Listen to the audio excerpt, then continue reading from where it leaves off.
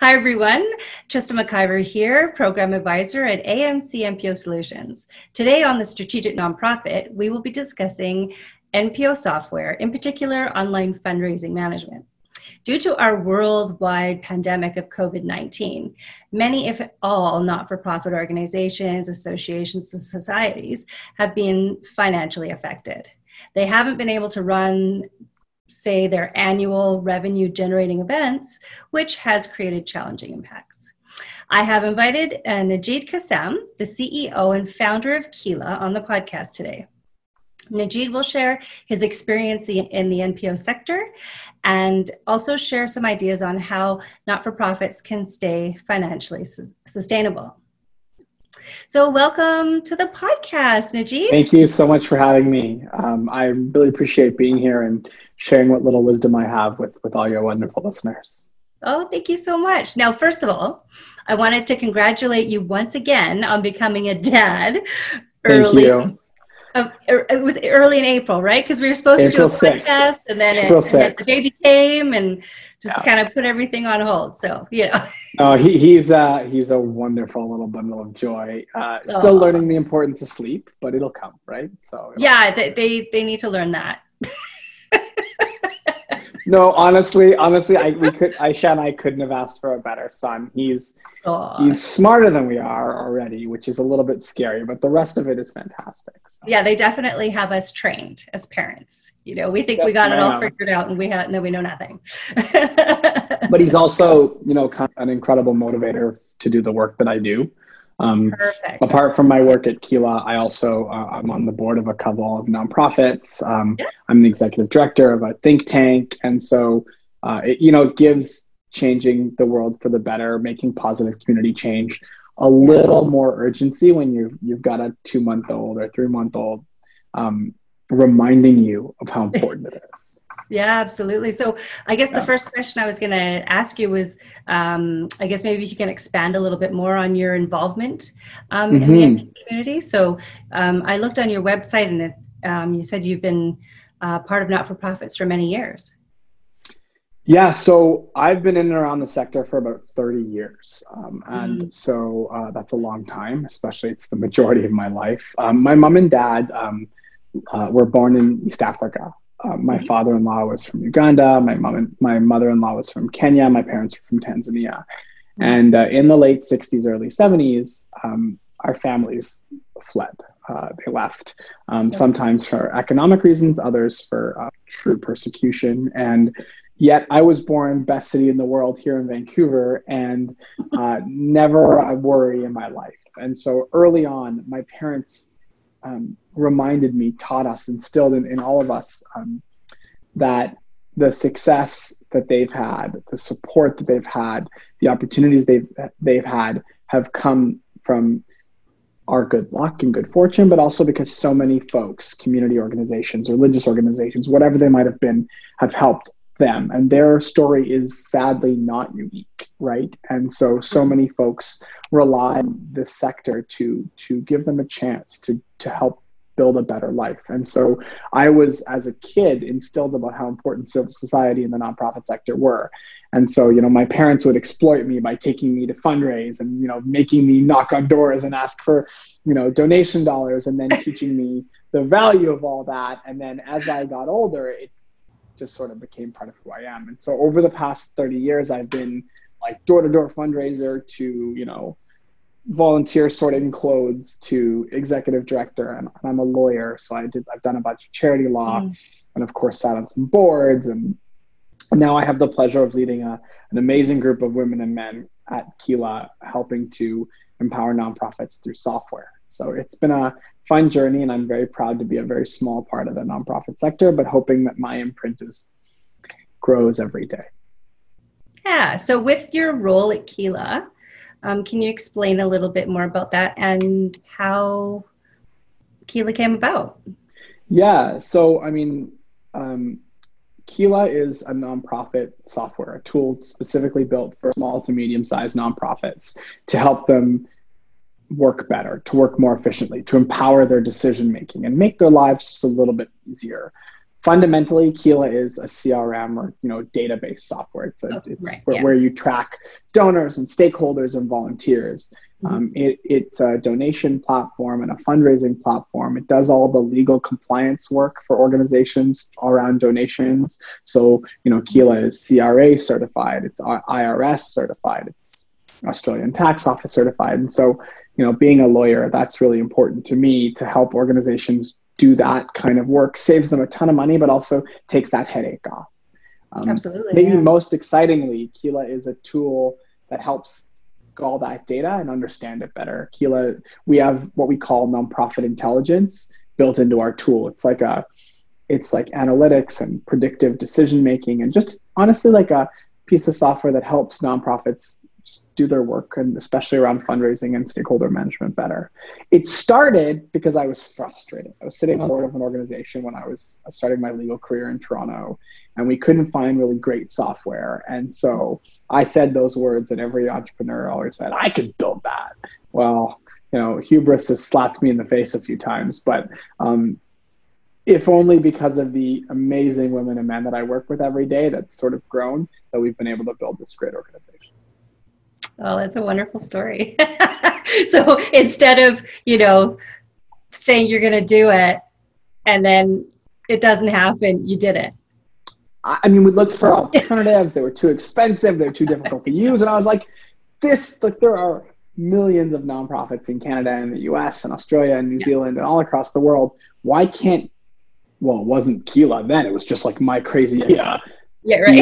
Solution. And I think it's emblematic because the word Keela actually pays homage to my family's roots in East Africa. Keela is the word Kila Kitu means everything, or Kila Mtu means everyone. So Keela means every or all. It's an inclusive word in and of itself.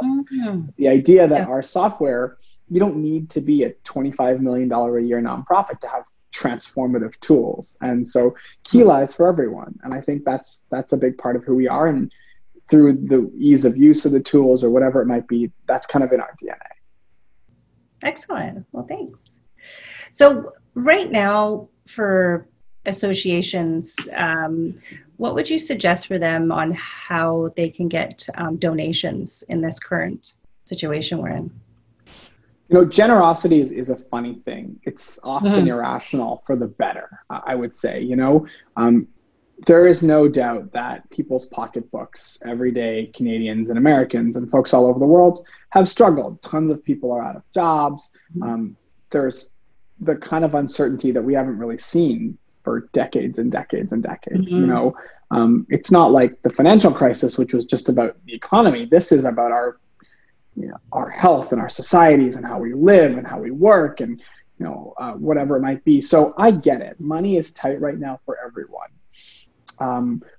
But there are folks in the world that need support, and the nonprofit sector provides a fundamental service and community for so many folks in need. And so I think the sector has to think that people know that people are going to continue to be generous.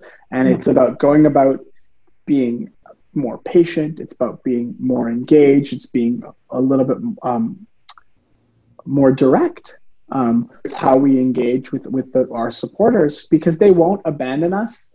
It may just be not right now. It may just be a little bit less. But, I fundamentally see the world with a half full kind of glass and rosy colored glasses, whatever idiom you want to use. And so I believe that organizations can take steps to do that. And I think the first important step is stewardship. There are a lot of causes out there. There are a lot of people who ask for money from everybody. And I get that. So, instead of always just asking for money, reminding, engaging, checking in on our supporters is going to be something that pays dividends 10x in the future, even if they don't right away. So I think stewarding our donors is a really important step, especially right now when people don't know how and what they can give. Yeah, very, very good point. Yeah. So with most people working from home right now, how can organizations connect with their donors? You know, I'm old fashioned. My staff laugh at me because I pick up the phone and I actually talk to people. I don't just text all the time. I think one thing that and it goes back to that stewardship comment, right? Like, you know, everyone gets a million e-blasts. They get newsletters and they get mass requests via email. And that's all important. And I'm not minimizing that. But at a time when people are feeling isolated, they're feeling lonely, they're stuck at home, picking up the phone and actually talking to your donors and engaging with them on a much more personal level, it takes more time, but it is going to pay dividends. And don't just ask for money on the phone call. Check in how they are, share the stories of the work that's continuing to be done, you know, things that have been done in the past, the fact that plans are continuing, and people are going to give money. But I think one way to engage with people at home is simply talk to them. Yeah, absolutely. I know we've been doing that with AMC NPO Solutions as well. Yeah. I've been working from home since the beginning in September, but still, you know, actually people seem to be answering the phone a little bit more now because they want to talk, they want to find out. You know, absolutely. And they still care about the work that's happening. You know, if somebody's given to you in the past, they're not just like, oh, crisis, never going to speak to you again. No, they like want to know that the money they've given in the past is continuing to do good work, that there's hope, right? Hope is such a powerful emotion. And so I think to me, you know, that's a really great, very tangible, easy to do kind of thing. Mm-hmm. Yeah. If you're comfortable enough. Some people aren't. Some people are much more comfortable at, you know, sitting behind a desk, but I completely agree with you. And so does Tom, the managing director. You know, he says to me, get on the phone, connect with people. That's just the way. Well, especially because people are feeling lonely right now. Like, you know, and all stuck working from home. And those of us are lucky enough to have a job still. And so, and I think, again, donors are people. I think that sometimes they're not just machines that give you a check. They're people, they're human beings, they're struggling with this too. And they also can find light and hope, like I said, in the work that tons and tons of organizations are doing every day. Despite all these things, you know, so many organizations are operating and empowering communities and creating solutions to some of these massive problems. Yeah, definitely. So when an association uses the software for fundraising, what kind of results do they see? Yeah, you know, I'm biased, so I want to answer that question and not talk about Keela, and then I will talk about Keela, you know, because it's my job. Thanks for your honesty. You know, I call it like I see it. I want to talk about the transformative power of technology itself. I am not a technologist. I want to be really clear. I still write with a fountain pen every day. I'm a Luddite, okay? But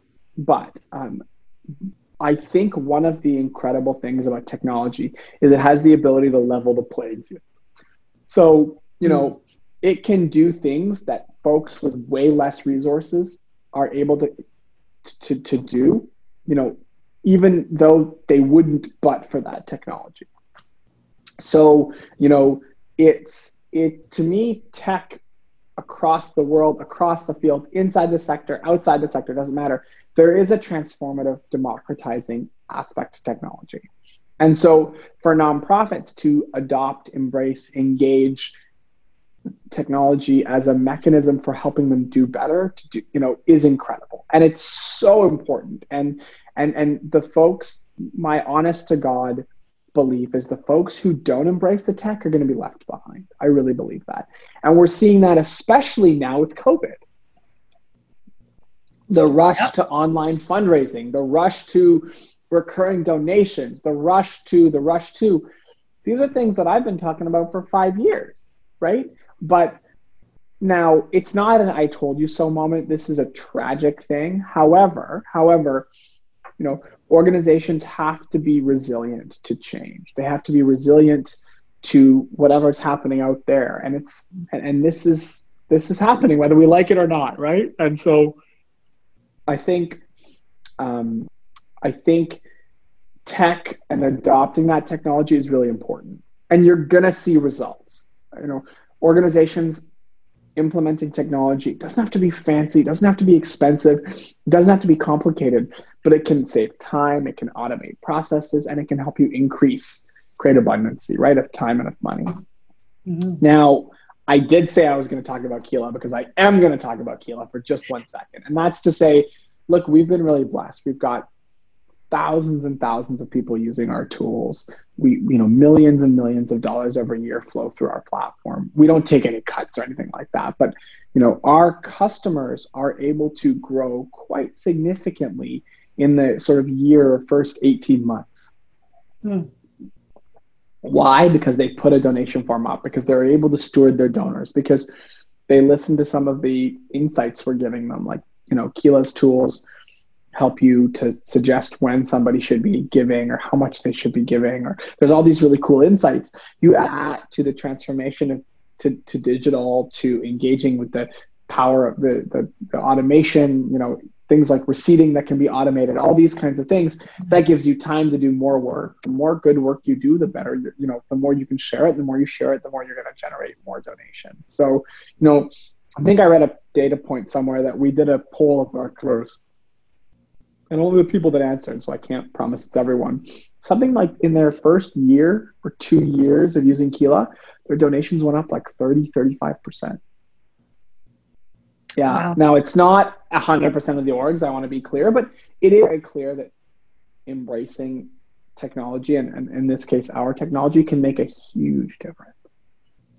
Right. Yeah, just keeping things organized. I know I was helping run another not-for-profit, and I had to manually do all the receipts for the childcare fees and all that stuff. And then I'm like, hey, well, what if it gets lost? And then those families don't have that because the organization closed, and unfortunately, but yeah, so I've been on a board. And I think automating a lot of that, right? Like, how do you automate it? How do you make folks like yourself, both paid and unpaid both paid and unpaid staff, just give them time to do their other parts of the job. Nobody gets into the sector to do admin. Yeah. Like, nobody wants to I'm going to go change the world by doing paperwork. Like, I've never heard anyone say that in my life. Right. So hopefully this can, our tools or any great piece of technology can help to minimize. Yeah. So was there anything that I left out, anything that you wanted to really share about, I guess, I asked you already about organizations going more on a digital or, type of thing. So is there anything else that I didn't ask you about? There's a couple pieces that I hope could be useful to your listeners. The first one is and I'm flogging a dead horse here, but getting recurring donations are so valuable. They're steady revenue. They're small, but they're powerful, right? $10 a month from a donor, it's not going to break anyone. It's like the cost of a Subway sandwich or like 2 Starbucks coffees, right? Maybe. Like 1 in 3/4. Exactly. Thank God I have simple coffee needs. As much as humanly possible. Just put it right there. But what I was going to say is focusing on second gifts. Donor retention is a whole lot cheaper than acquisition. I think very it's good point. There's tons of data to show this, but so to do that, you got to know who your donors are, and you got to know if they've given a couple of times, and from that, you've got to engage accordingly.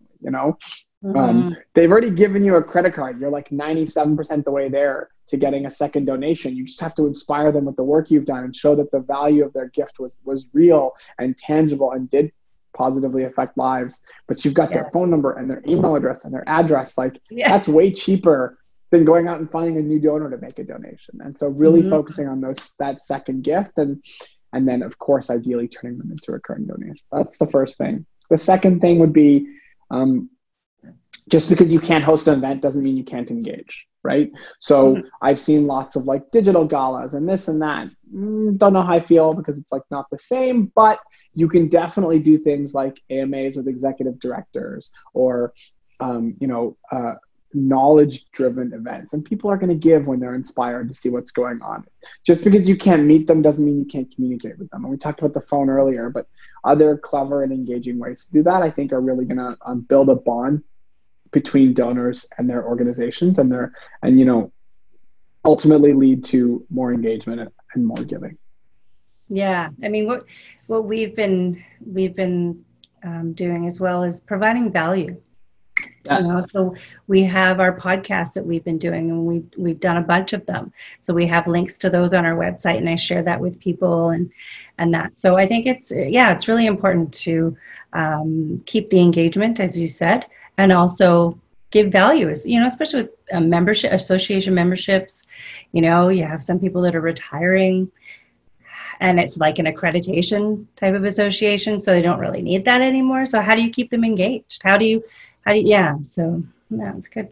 And one of the things I'm really proud now, Keela is not a nonprofit, we're a social enterprise, but I'm really proud of the incredible content my team creates. Like I learn stuff all the time reading my own company's blog. It's not my company, but I'm the CEO, so whatever. But I learn stuff all the time. These women and men who work on the content team are just providing a ton of value, to your point, right? And so our customers and the community, the Keela community, they just get to learn all that. I think that's super valuable.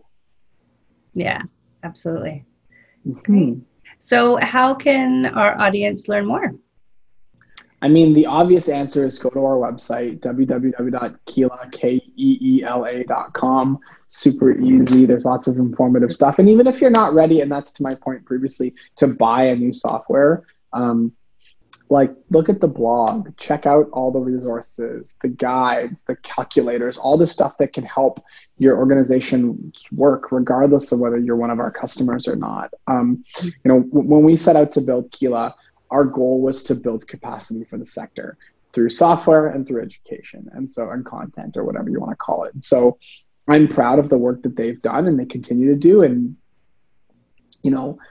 there's so much learning to be had in our sector. There's so many folks with tons more experience than I have, and many of us in the sector have. And so we try to engage with those folks and to kind of steal their wisdom and share it with all the folks in the sector. So I think come check out Keela.com and for those of you who are scared of software, and there's tons, myself being one of those people, there's nothing to be scared about. Tech is transformative. It is democratizing, and it can make your life easier. Beth Cantor, I think she wrote a book on the overworked, stressed out nature of the nonprofit sector.